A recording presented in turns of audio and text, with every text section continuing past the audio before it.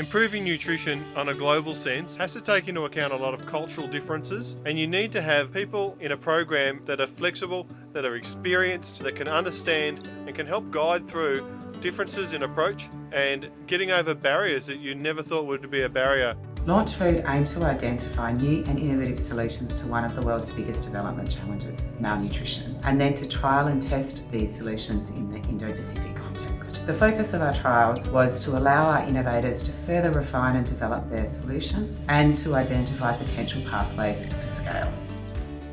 Hi, I'm Mark from Biofilter, and our innovation is growing food with the Food Wall and Food Cube self-watering modular weekend garden beds. Our biggest achievement was when we found that we could grow tomatoes in the middle of the Pacific when we were told that it was too hot, and when we saw local inputs being used to grow healthy food, the looks on people's faces, we just knew that we'd made it.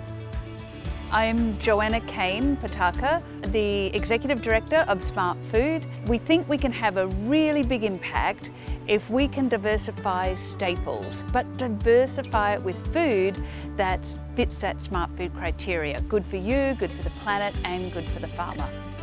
So what we found in Tanzania, where we worked with 2,000 school students in developing new school menu items, by the end of it, 98% had actually wanted to continue with the foods 2 to 3 times a week in their menu.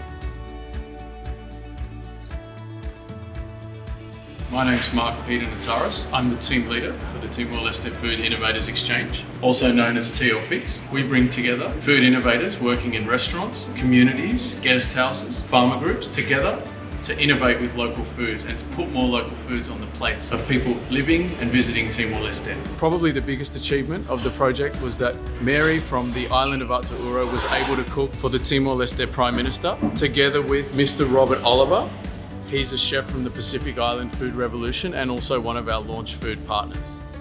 A key point of difference in the way we manage this program was recognising that trialling and testing innovations requires a flexible approach. We deliberately focused on outcomes and success right from the start of this program. This allowed our innovators to adapt and pivot based on real-time learnings. TLFix had amazing support from the DT Global team, Mel, Simona and Colette. You are food legends, thank you so much. The funding model itself is quite brilliant for us because it recognises the reality that you can't know from the start of a project where it's going to head, and we need more initiatives like this that actually roll with the reality of working in the field in developing countries. It wasn't a case of going to the launch team and saying, I need to make a change. They were actually beside us the whole way. It was like they were another research team member. The DT Global team were actually instrumental in helping us with the grant setting, liaising with government organisations, and just made this whole process from a company that had zero experience achieve something in a remote part of the world that we'd never dreamt that we could actually achieve.